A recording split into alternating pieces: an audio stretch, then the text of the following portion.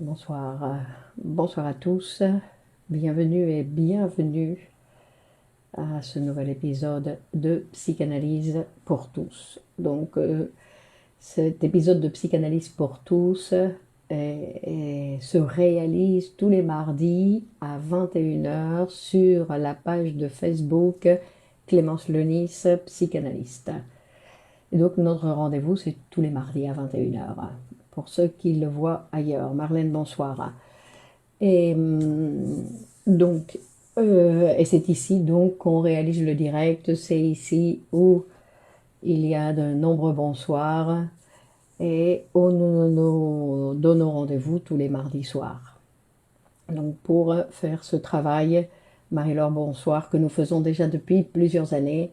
Je crois qu'on avait commencé avant le confinement et que nous continuons à faire parce que nous devons continuer, que je continue, Olivier, bonsoir, d'étudier la psychanalyse et de continuer à faire ce travail de transmettre. Bonsoir du Qatar. Et donc, nous voilà. Alors, attendez, je vais regarder si je vois ce qui se passe ici. Oui, je vois ce qui se passe ici. Hakim, bonsoir. Et Céline, bonsoir. Nadia, bonsoir. Donc, Anne, bonsoir. Voilà notre espace, notre rendez-vous. Puisqu'il s'agit de présenter, on va dire, la psychanalyse pour nous rendre compte, pour essayer de nous rendre compte de l'importance de cette science et de l'apprentissage qu'il nous convient de faire à tous pour mieux savoir qui nous sommes en tant qu'être humain. Après, si nous voulons savoir un petit peu plus qui nous sommes en tant que personne, comme cette Gina, bonsoir, et cette personne-là, il faut faire une psychanalyse qui est recommandée dans tous les cas. Qu'on en ait besoin ou qu'on n'en ait pas besoin. Voilà. Martine, bonsoir. Donc, le sujet de ce soir, c'est la névrose d'angoisse. Alors, quand on parle de névrose d'angoisse, on va bien évidemment faire référence à quelque chose qui est différent de ce qu'on appelle l'angoisse. Donc, quand on parle de l'angoisse, que Freud il a écrit de nombreux articles sur l'angoisse, Valérie, bonsoir, et il a exposé les différents types d'angoisse qui se manifestent dans toute la production de tous les symptômes. En fait, l'angoisse, elle va participer. Mais dans la névrose d'angoisse va se différencier des autres névroses, parce que nous avons d'un côté les névroses de transfert, de l'autre côté nous avons les névroses qu'on appelle actuelles, et ce sont deux catégories de névroses différentes. Parce qu'elles ont une manière, Damienne, bonsoir, Kadja, bonsoir, de résoudre en fait, de trouver une solution différente. Parce que n'oublions pas que tous les symptômes, Bibi Chéri, bonsoir, Namira, bonsoir, c'est-à-dire que toutes les manifestations qui apparaissent, Carlos, bonsoir, sont des manifestations différentes, qui vont produire des situations bien évidemment différentes. Alors, dans la névrose d'angoisse, donc je disais qu'il n'est pas en relation avec les névroses de transfert. Les névroses de transfert, c'est l'hystérie, la névrose obsessionnelle, la phobie par exemple. Et d'un autre côté, les névroses actuelles. Et Issam, bonsoir. Les névroses actuelles qui font référence à l'hypocondrie, à la neurasthénie et à la névrose d'angoisse. Et la particularité de la névrose d'angoisse, c'est que la névrose d'angoisse ne produit pas de symptômes. De symptômes comme on l'entend en psychanalyse, bien évidemment. Parce qu'il va y avoir de nombreuses manifestations somatiques. La particularité de la névrose d'angoisse, c'est qu'il va y avoir des manifestations somatiques.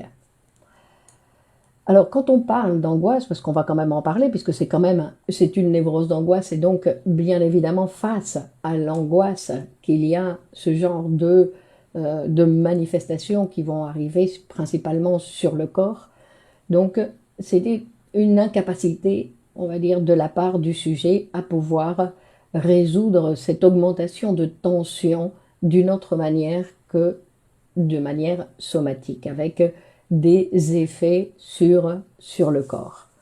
Alors que quand on parle d'angoisse, dans tous les cas, on va toujours faire référence à l'angoisse de castration. Mais que c'est un affect. On dit que c'est un affect. Et que cette angoisse de castration, cette angoisse, c'est quelque chose qui est constitutif. Constitutif, c'est-à-dire qu'elle ne va jamais disparaître. Elle va nous accompagner toute notre vie. Une chose, c'est que cette angoisse, elle peut nous accompagner toute notre vie, mais on n'est pas obligé de la sentir.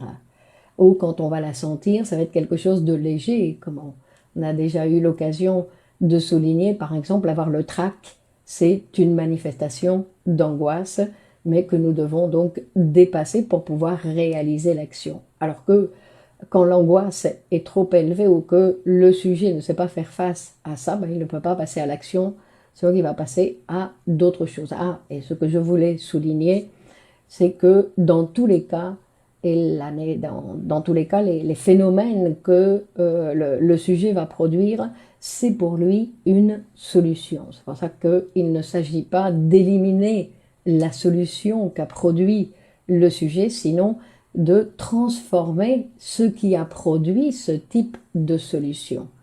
Donc c'est une solution psychique, mais Vidovic, bonsoir, c'est une solution psychique qui en général ne convient pas au sujet, mais c'est une solution. C'est pour ça que nous devons attendre, avoir un peu de patience pour pouvoir avoir tous les éléments et pour pouvoir interpréter cette structure qui fabrique, je dis un petit peu de patience, puisqu'il faut que le patient puisse nous donner le matériel nécessaire pour pouvoir interpréter et d'une certaine façon avoir accès à cette structure, non, on pourrait dire par exemple. Donc l'angoisse est constitutive, et quand on dit qu'elle est constitutive, c'est-à-dire c'est à cause de la menace de castration, c'est à cause de l'angoisse de castration, Dina bonsoir, que va se produire ce sujet divisé que nous sommes.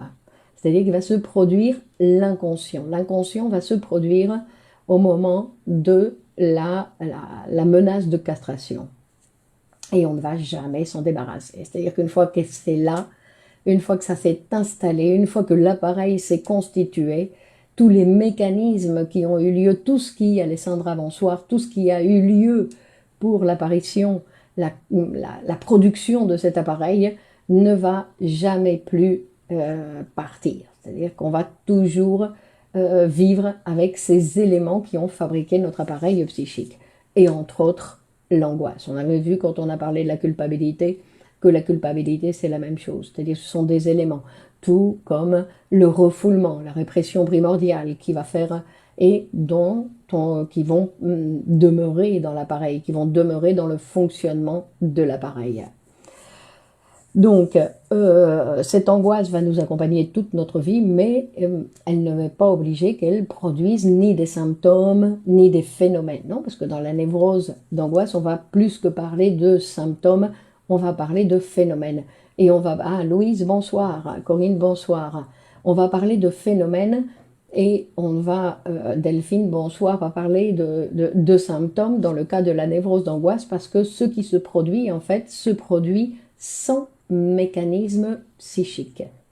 C'est que le psychisme, dans la production des phénomènes qui se produisent au niveau du corps de la névrose d'angoisse, en fait, ce ne sont pas il n'y a pas les mécanismes psychiques n'interviennent pas. Sinon que ils n'interviennent pas pour la production, comme par exemple quand on va la production d'un rêve ou la production d'un symptôme hystérique où il y a par exemple, il y a dans la production d'un symptôme hystérique, il y a le refoulement qui intervient à chaque fois et ça c'est un mécanisme psychique, alors que dans la névrose d'angoisse, il n'y a pas de refoulement qui vont se produire.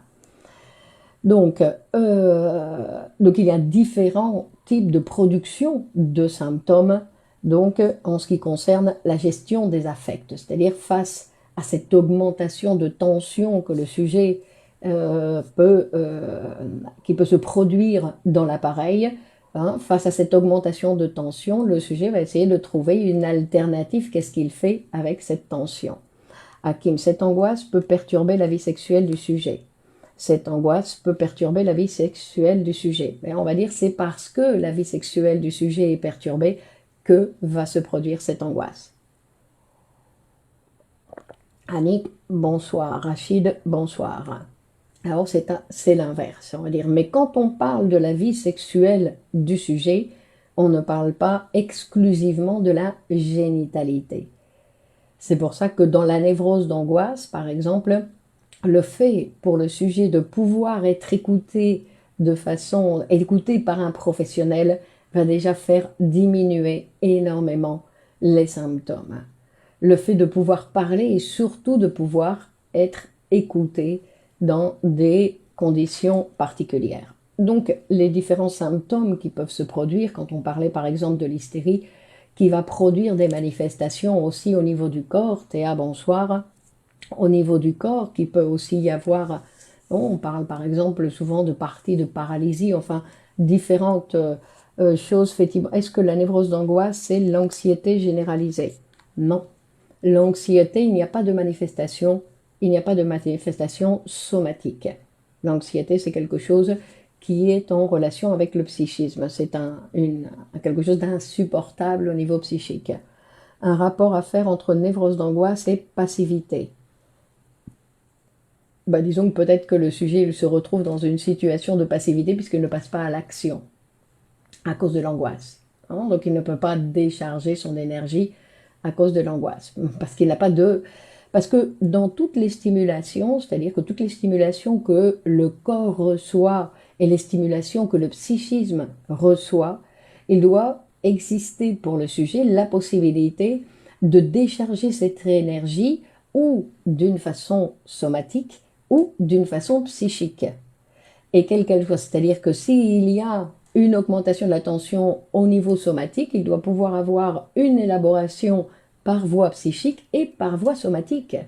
Et de la même façon, bonsoir Fabienne, bonsoir Rachid, il y a deux sortes de refoulement, un refoulement original et un refoulement proprement dit, qui est modifiable dans la cure. Exactement Rachid, c'est-à-dire qu'il y a le refoulement original, celui qui va constituer et produire le sujet, et après ce mécanisme va continuer à agir. Non, et alors c'est pas le refoulement proprement dit, sinon que c'est le mécanisme qui a été élaboré et qui va continuer à travailler, et effectivement c'est un mécanisme qu'on peut modifier pendant le travail analytique. Est-ce que les maladies psychosomatiques sont des représentations de névrose d'angoisse? Alors on va dire, très bien Issam, c'est-à-dire que les maladies psychosomatiques en fait, parce que dans la maladie psychosomatique il y a lésion, alors que dans la névrose d'angoisse il n'y a pas de lésion. Mais dans la maladie psychosomatique, il y a lésion. Et en fait, la lésion finit par avoir lieu à cause de ces différents phénomènes qui vont se produire dans la névrose d'angoisse. Donc, par exemple, on va dire que dans la névrose d'angoisse va toucher principalement deux appareils. Elle va toucher l'appareil cardiovasculaire et l'appareil respiratoire. C'est à partir de ces deux appareils où il va y avoir ce sont les deux ces organes en fait qui vont s'occuper de décharger l'augmentation d'excitation. D'accord? Donc il peut y avoir des palpitations, etc. Et donc ce que Freud nous dit, c'est que si cette névrose d'angoisse en fait n'est pas traitée, après il peut y avoir de tellement, par l'utilisation excessive de ces organes pour décharger l'énergie, il peut produire après une lésion psychosomatique. C'est-à-dire que nous disons qu'il y a maladie psychosomatique au niveau de la lésion quand on sait qu'avant il y a eu une névrose d'angoisse. Alors toutes les névroses d'angoisse ne vont pas produire des maladies psychosomatiques, mais une fois que la maladie psychosomatique s'est installée, nous savons qu'il y a eu névrose d'angoisse auparavant. Bonsoir Nicole, Amina, Fabienne. Donc, pour continuer, donc on disait que par exemple, quand on parle de symptômes, Nora, quand on parle de symptômes, donc on peut parler de ces symptômes hystériques, qui sont des symptômes qu'on appelle de conversion. C'est-à-dire que face à une stimulation psychique, il va y avoir décharge de cette excitation par voie somatique. Ça, c'est l'hystérie. Et après, il peut y avoir dans la névrose obsessionnelle, par exemple, où il y a le déplacement de l'affect, c'est-à-dire que je me sens coupable d'avoir traversé la rue au rouge, mais c'est pas ça dont je me sens coupable. Je me sens coupable d'autre chose. D'accord? C'est un déplacement de l'affect. C'est-à-dire que l'affect n'est jamais là où j'ai besoin de me laver les mains parce que je les sens toujours sales.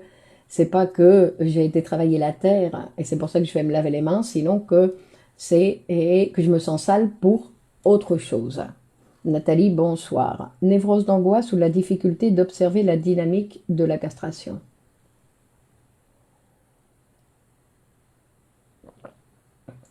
Moi, je crois que la névrose, c'est toujours en relation avec la castration.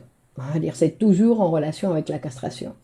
C'est-à-dire que c'est face à la castration que le sujet va devoir prendre une décision. Ou il l'accepte, et dans ces cas-là, il n'a pas besoin de produire d'obstacles dans sa vie, ou il veut se battre et dire non, et donc il va produire des phénomènes ou des symptômes dans sa vie. Sandy, bonsoir. Et ensuite, il y a la transformation de l'affect en angoisse. Et ça, c'est la névrose d'angoisse. C'est-à-dire que l'angoisse est le résultat de cette augmentation d'affect, de cette augmentation d'énergie qui va directement passer au corps.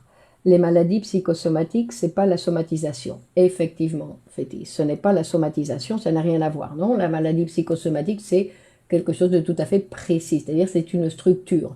Tout comme il existe la structure hystérique, il existe la structure de la névrose obsessionnelle, la structure du psychotique, la structure de la psychosomatique, qui est aussi une structure psychique, non, qui est tout à fait particulière. On en parlera à un autre moment. Donc, nous avions vu que dans la production de symptômes, souvent nous parlons de satisfaction substitutive. Non, mais dans le cas de la névrose d'angoisse, il ne s'agit pas d'une satisfaction substitutive. C'est-à-dire que ça, c'est intéressant. C'est-à-dire c'est un débordement de l'augmentation où l'énergie, elle doit sortir et elle va sortir. Par exemple, Valérie, bonsoir, elle va sortir avec, on va prendre l'exemple typique avec des palpitations. Et en général, le sujet, c'est même pas pourquoi tout d'un coup, parce que c'est pas pour une situation qui est en relation avec la réalité, sinon que c'est quelque chose qui est en relation avec une augmentation de la tension dans l'appareil et qui va produire ce genre de phénomène, donc au niveau corporel. Alors, ce que va nous dire peut-être qu'on va s'éloigner, mais pourquoi dit-on que pour l'état limite, il y a structure? Je ne sais pas. L'état limite, pardon, je suis désolée, mais moi je ne connais pas ce que c'est que l'état limite. C'est quelque chose de la psychologie, non? J'imagine l'état limite. Mais je ne sais pas de quelle structure. Que la psychanalyse, dans la psychanalyse, il n'y a pas des milliers de structures. Il y a différentes structures qui sont à notre disposition, que ces structures ne produisent pas obligatoirement ni des symptômes ni des phénomènes corporels, sinon que ce sont des structures que nous utilisons tous les jours, mais qui peuvent de temps en temps produire, non, selon la position du sujet par rapport à ce qui lui arrive. Alors, ce qui lui arrive dans la réalité extérieure ou ce qui lui arrive dans sa réalité psychique. Et ce qui lui arrive dans la réalité psychique, en fait, il ne sait pas ce que c'est. Il ne sait pas ce que c'est. C'est pour ça que très souvent, ce sont des énigmes, les phénomènes qui se présentent dans notre vie, dans le sens où nous ne savons pas pourquoi, tout d'un coup, il nous arrive telle ou telle chose. Céline, bonsoir. Donc, la particularité quand Freud il va faire cette différence entre les névroses de transfert et les névroses actuelles, c'est parce qu'il dit que en fait, les névroses de transfert sont en relation avec la sexualité infantile du sujet. C'est-à-dire qu'il y a ce processus, ce mécanisme de régression qui va rentrer en jeu. Alors que dans les névroses actuelles, c'est la sexualité actuelle du sujet. État limite ou borderline entre la psychose et la névrose. Alors il se dit, bonsoir Clémence, le problème est comment s'en sortir d'une névrose d'angoisse. Les médicaments, ce ne sont-ils pas nécessaires? Les médicaments tranquillisent un moment, mais nous savons que les médicaments ont des effets secondaires, qu'on doit augmenter rapidement les doses et puis qu'on devient addict à des produits chimiques. Bon, ça c'est... et puis qu'on doit augmenter les doses, changer les médicaments, et puis que c'est pas ça qui va résoudre le problème. Mais disons que c'est un remède temporel. Non, la névrose d'angoisse, avec une psychanalyse, on a vu que la névrose d'angoisse, le fait de pouvoir être écouté, c'est-à-dire que le sujet, non, il a plein de doutes sur ce qui lui arrive par rapport à toutes ces manifestations. Tout d'un coup, il a des vertiges. Il doit rentrer du travail parce qu'il ne peut pas continuer à travailler parce qu'il a des vertiges. Alors, il ne sait pas si c'est une réalité, il ne sait pas si c'est quelque chose qu'il a inventé, qu'est-ce que c'est ces vertiges, il ne sait même pas pourquoi tout d'un coup il y a un vertige, alors que dans la réalité, apparemment, il ne s'est rien passé de spécifique. Et pourtant, tout d'un coup, il y a ces manifestations qui arrivent avec tout type de vertiges, qui sont des vertiges, non, il y a des vertiges différents. Donc, ce sont des choses où le fait de pouvoir être écouté, et je dis écouter dans le sens où écouter de façon professionnelle, ça va déjà transformer énormément le sujet et sa relation à tout ce qui lui arrive. Débordement d'excitation sexuelle. Féti, oui. C'est un débordement d'excitation sexuelle, mais le débordement d'excitation sexuelle, c'est pas quelque chose qui est génital, qui n'est pas obligatoirement génital. C'est pour ça que cette sexualité, quand on parle d'une difficulté dans les névroses actuelles, d'une difficulté dans notre sexualité actuelle, et donc rappelez-vous que quand on parle de sexualité en psychanalyse, on fait référence à notre manière d'être en relation dans la vie. Non, par exemple, les gens qui attendent le dernier moment pour terminer quelque chose.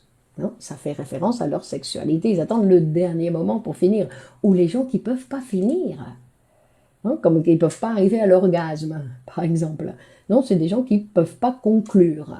Donc tout ça, ça parle de notre sexualité, d'être en relation donc avec les choses que nous devons faire. Ou des gens qui prennent je ne sais pas combien de temps pour faire quelque chose qu'ils pourraient faire de façon très rapide. Tout ça, ça fait référence à notre sexualité.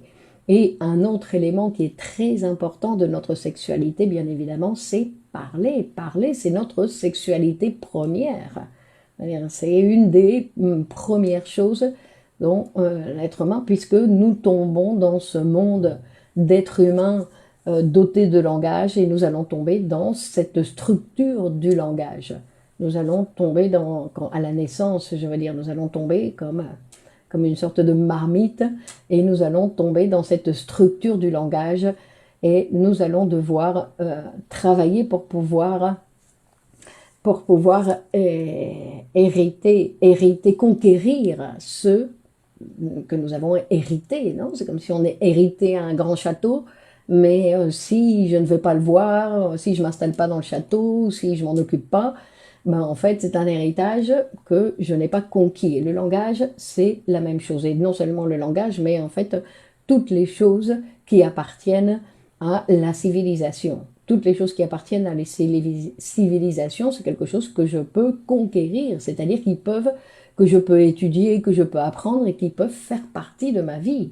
Après, je sais qu'il existe des choses, mais qui ne m'appartiennent pas parce que je n'ai pas fait le travail de le conquérir, on va dire. Bonsoir, je voudrais savoir la relation entre la névrose d'angoisse et la phobie. Ben, ce sont deux névroses complètement différentes. Non, ce sont deux relations différentes, on va dire, Ahmed, qui peuvent, bien évidemment, mais que la phobie, il y a un objet. Il y a un objet, le sujet sait de quoi il a peur. Il a peur des araignées, il a peur de monter en ascenseur, il a peur de ceci, il a peur de cela. Tandis que dans la névrose d'angoisse, le sujet, il ne sait pas. Il ne sait pas ce qui lui arrive. C'est pour ça que Freud, au départ, il va parler de mauvaises pratiques sexuelles, c'est-à-dire génitales. Au départ, il fait référence à ça, en disant, mais non, ce sont des gens qui n'obtiennent pas de satisfaction au niveau de leur relation sexuelle ou qui vont interrompre leur relation sexuelle, c'est-à-dire qu'ils ne vont pas jusqu'au bout de la relation, et donc ils sont toujours insatisfaits, que les insatisfactions où il n'y a pas de décharge complète. C'est pour ça que la décharge, et quand on parle de décharge, on ne parle pas simplement du sperme, sinon qu'on parle de cette décharge psychique, cette décharge d'énergie qui est nécessaire. Laurie, bonsoir. Nora, et la peur de rougir. La peur de rougir, c'est une autre manifestation, on va dire, donc, qui est plus en relation, on va dire, avec l'hystérie. Paola, bonsoir. Donc, ça, c'est important de voir qu'il y a une grande différence, et la différence entre donc ces névroses de transfert et ces névroses actuelles, donc d'un côté, c'est qu'il y a cette décharge qui va se faire, parce que dans les névroses de transfert, en fait, ce qui se passe, c'est qu'il y a une augmentation, mais une augmentation de la tension au niveau psychique, qui va être déchargée au niveau somatique, ou qui peut être dans le cas de l'hystérie, pas dans le cas de la névrose obsessionnelle. Dans le cas de la névrose obsessionnelle, non, il n'y a pas de manifestation au niveau somatique. Et dans le cas de la névrose d'angoisse, ce qui se passe, c'est qu'il y a une augmentation de la tension, non, l'augmentation est au niveau somatique, et qu'elle va se décharger aussi au niveau somatique. C'est pour ça qu'on va parler, on parle de la sexualité, ou on va plus facilement parler de la génitalité. Mais que pouvoir parler même de sa sexualité, ou de pouvoir parler, parce que pouvoir parler, c'est ma sexualité. Mais la possibilité de pouvoir parler de moi, c'est aussi ma sexualité. Donc c'est pour ça que Freud, au départ, il va parler de l'étiologie des névroses d'angoisse en faisant référence justement à la déviation de l'excitation sexuelle somatique de cette possibilité de l'élaboration psychique. Et en fait, comme le sujet n'a pas la possibilité de parler, ou surtout n'a pas la possibilité d'être écouté, et obligatoirement, donc son énergie, elle va se manifester de façon somatique. Personne ne m'écoute, boum, je m'en vais sur le corps. Parce que parler et être écouté, c'est la possibilité de l'élaboration psychique. C'est la possibilité, quand on parle d'une élaboration psychique, c'est par exemple parler.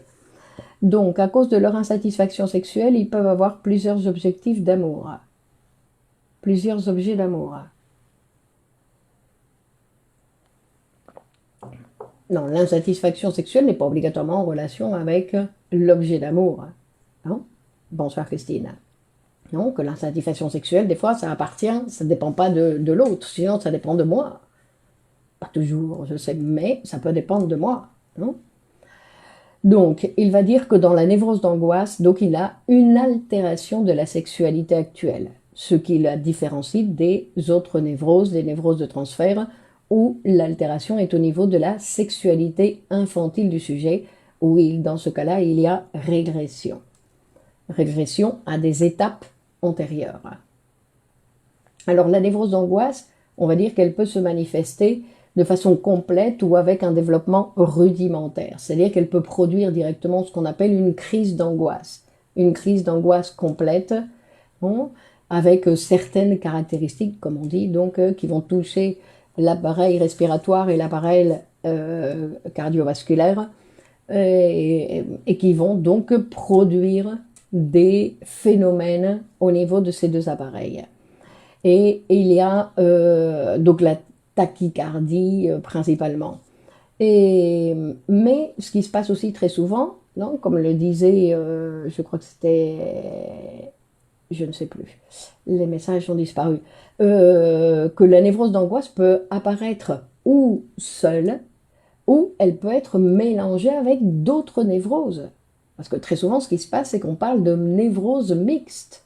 Donc il peut y avoir la névrose d'angoisse qui va être en relation avec une névrose de transfert, d'accord, et qui vont provoquer donc des symptômes, dans ce cas-là, des symptômes particuliers, puisque de toute façon, chaque manifestation, même une tachycardie chez quelqu'un n'est pas la même chose que chez quelqu'un d'autre.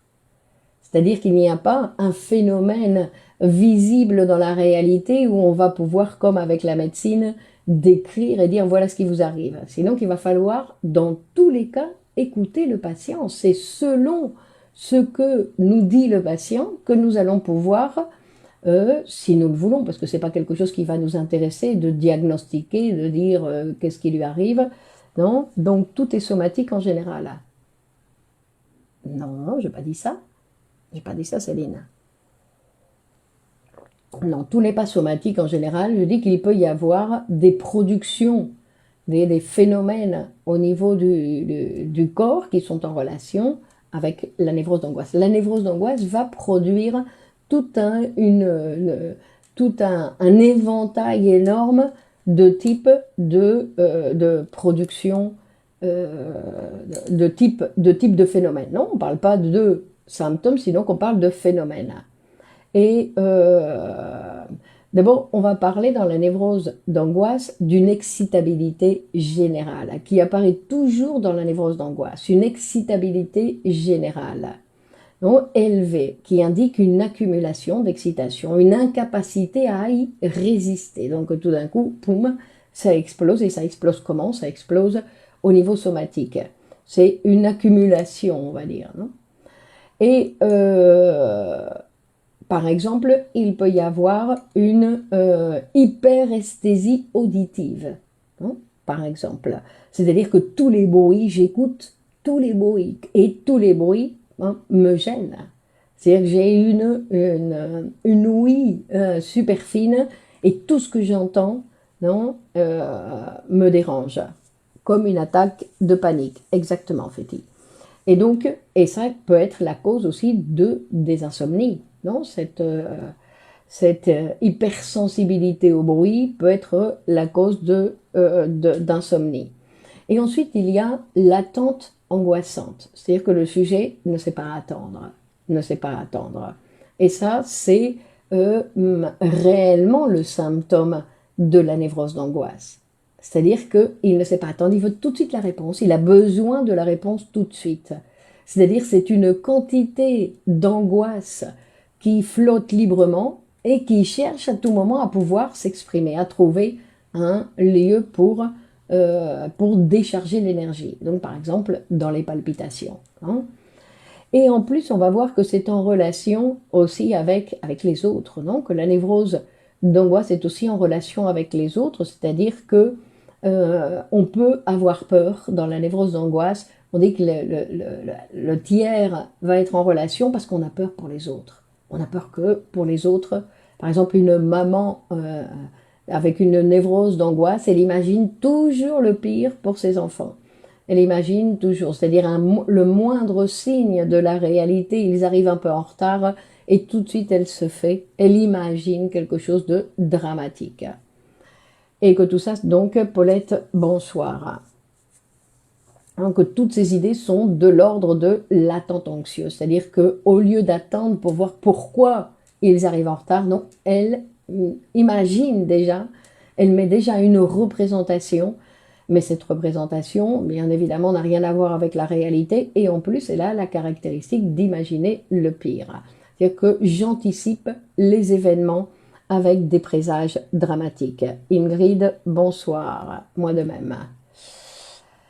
Et alors, et l'angoisse névrotique, cette angoisse flottante, donc cette énergie comme ça qui se manifeste sur le corps, va chercher tout de suite à essayer de se calmer, va chercher une représentation pour se calmer. C'est pour ça qu'il y a tout de suite le sujet, il va imaginer des choses pour pouvoir, parce que d'une certaine façon, ça va tranquilliser un peu le sujet, non? Les représentations qui vont apparaître, même si la représentation est dramatique, quelque part, ça tranquillise un peu cette tension qui est insupportable.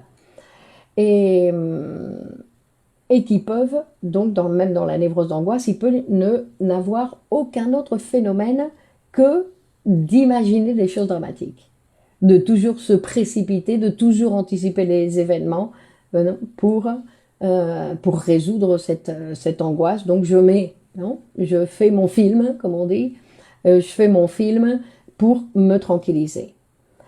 Et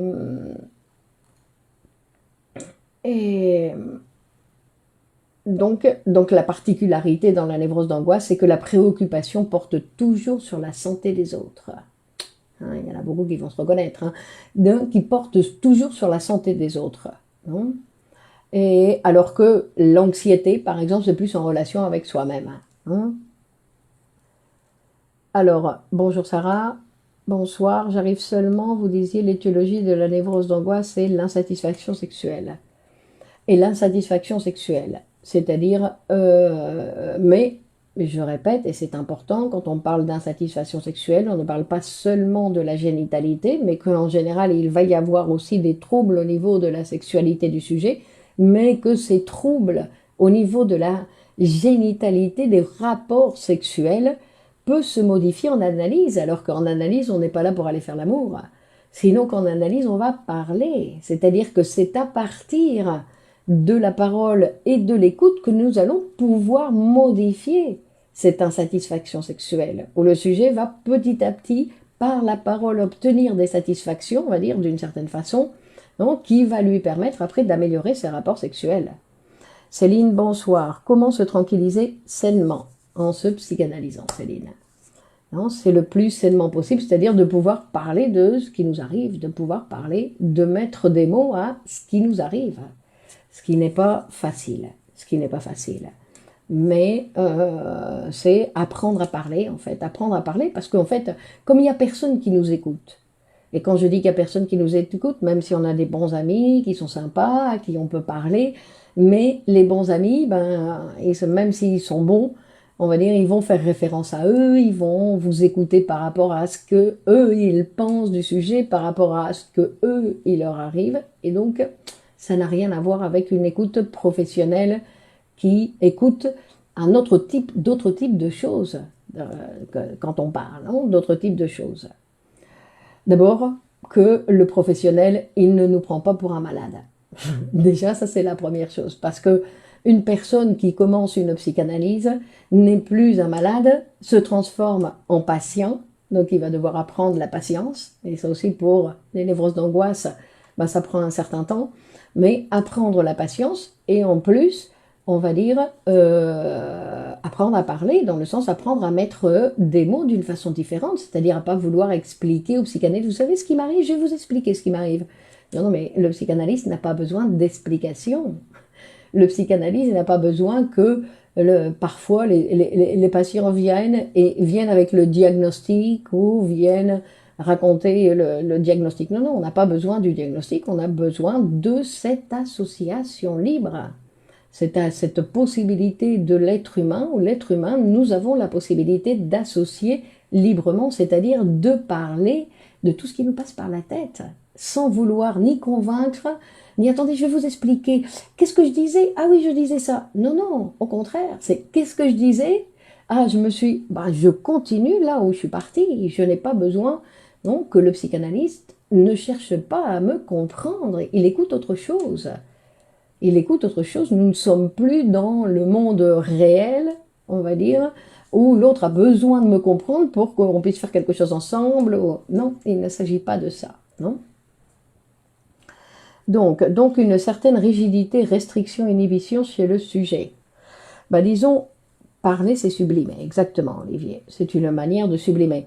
C'est toutes les structures, toutes les structures, on va dire, quand on abuse d'une structure, principalement quand on abuse d'une structure, il s'agit bien évidemment d'une certaine rigidité. C'est-à-dire qu'on abuse de certains mécanismes. On a l'énergie qui est toujours au même endroit, on ne la fait pas circuler, donc évidemment, il y a une certaine rigidité, oui. Est-ce que le sujet peut développer une inhibition sexuelle même s'il est insatisfait? Je n'ai pas compris, mais je répète, c'est l'insatisfaction qui produit la névrose. Et ça, c'est pas l'inverse. Non? Ce n'est pas parce que j'ai une névrose obsessionnelle, une névrose d'angoisse, que je vais avoir des problèmes dans mes rapports sexuels. Sinon que c'est l'inverse. Et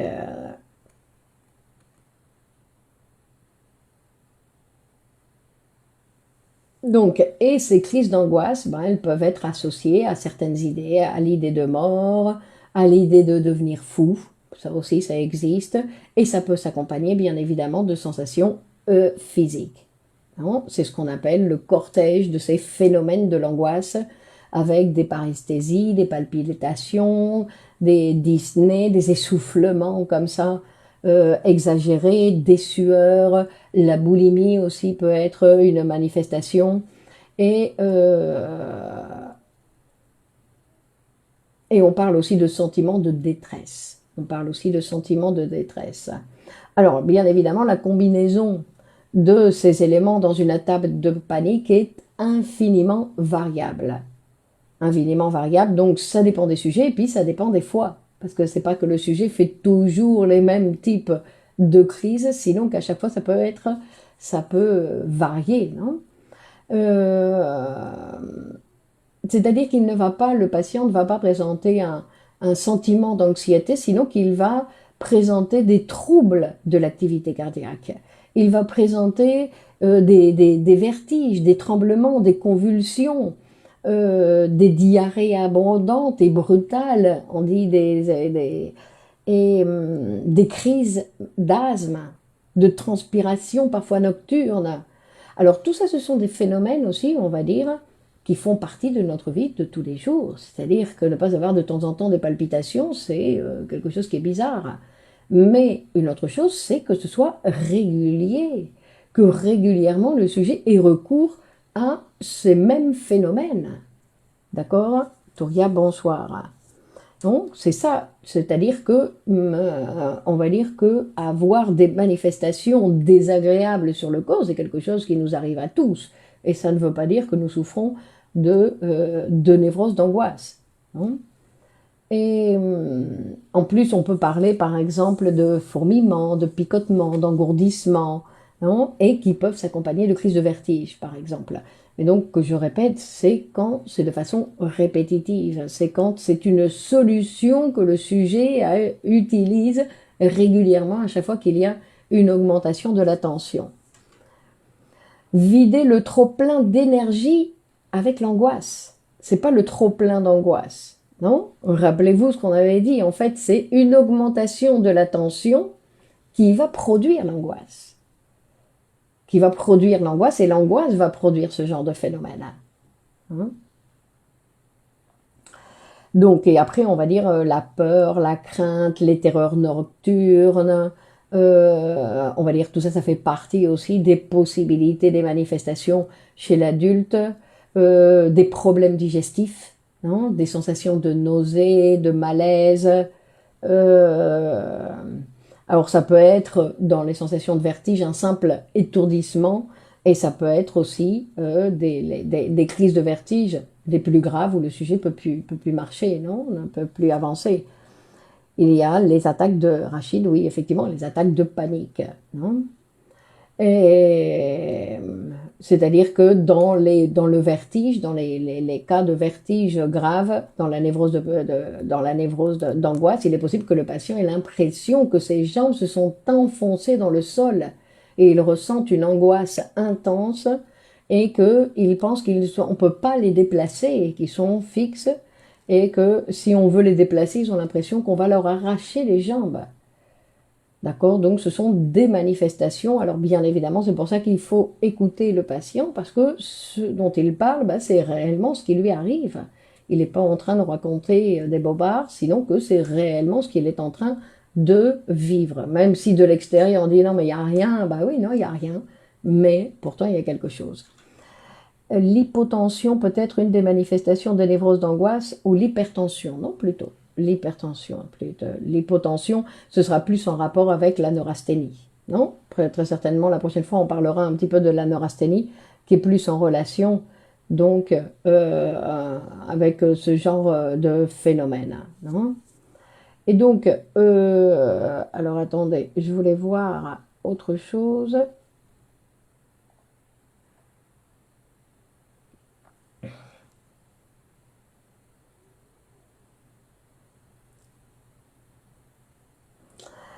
Et donc, on peut différencier la névrose d'angoisse des phobies.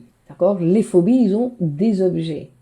Il y a un objet. J'ai peur de quelque chose. Je sais de quoi j'ai peur dans la phobie. Et d'ailleurs, je sais de quoi j'ai peur. Pourquoi? Pour pouvoir l'éviter. Ça, c'est une tactique du phobique. C'est-à-dire qu'il ne se laisse pas prendre par la peur, sinon comme il sait qu'il a peur de telle chose ou de telle autre, ben, il va éviter les situations pour éviter. Mais dans la névrose d'angoisse, il n'y a pas de possibilité d'évitation. C'est-à-dire qu'il n'y a pas de possibilité. Bleu lumière, Clémence, c'est toujours plaisir de vous écouter.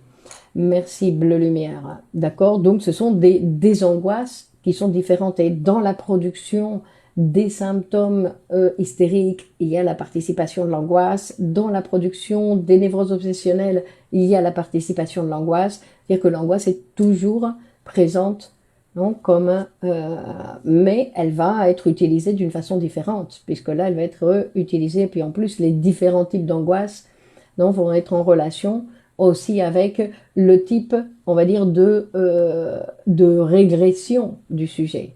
Non, le type de régression du sujet, c'est-à-dire que du mécanisme de régression. Donc il va y avoir un type d'angoisse ou une autre selon le lieu où je régresse. Non, quand on a vu les différentes étapes de la sexualité infantile, l'étape orale, l'étape anale, et donc c'est selon le lieu où le sujet revient, on va dire.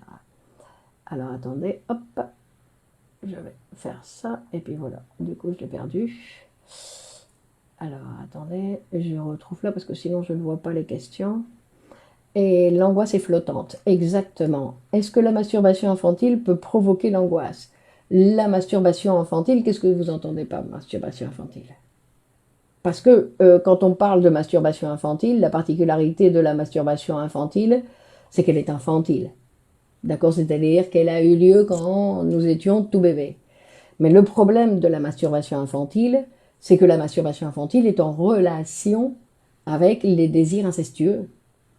Et c'est pour ça qu'il peut y avoir, mais ça va être dans les conséquences des névroses de transfert. L'isolement accroît-elle la névrose d'angoisse? Et bah oui, puisqu'il n'y a pas Oui, bien évidemment. Est-ce que c'est... Bon, je dis bien évidemment, non, ce n'est pas vrai. Il n'y a pas bien évidemment, ça n'existe pas bien évidemment. D'accord? C'est-à-dire que dans certains cas, selon ce que va nous raconter le patient, on peut dire, tiens, l'isolement dans ce cas-là, c'était pas quelque chose de bénéfique. Non, il n'y a pas d'évidence. Tout va dépendre un petit peu, mais on peut penser qu'évidemment, si comment je vais avoir la satisfaction si je me retrouve toute seule. Non? Donc, est-ce que les névroses d'angoisse peuvent provoquer une dépression? Non, la dépression, c'est plus en relation donc avec la mélancolie, non? Avec la perte, non? Dont on avait parlé la fois dernière. C'est plus en relation avec la perte. La névrose d'angoisse est plus en relation donc avec cette énergie actuelle. Donc il n'y a pas de mécanisme. Dans la névrose d'angoisse, il n'y a pas de régression, il n'y a pas de refoulement, donc il n'y a pas l'intervention des mécanismes psychiques. C'est une augmentation de la tension somatique qui va se décharger de façon somatique. D'accord? Donc ça, c'est la particularité de la névrose d'angoisse. Non, c'est comme quelque chose de plus simple, on va dire, plus primitif, plus qui correspond plus un petit peu à ce qui arrive aussi aux nourrissons, aux petits bébés qui ne sait pas encore parler. Non, c'est comme si quelque chose qui est en relation un petit peu ça, ou quand il pleure et que tout d'un coup il déborde ou qu'il a des manifestations, non, avec sur la peau ou sur les bronchites, ou ce sont des manifestations qui peuvent être en relation avec non, une augmentation de la tension somatique qui va décharger de façon somatique. Non, c'est plus une angoisse de détresse, non, un petit peu comme chez le nourrisson. Donc,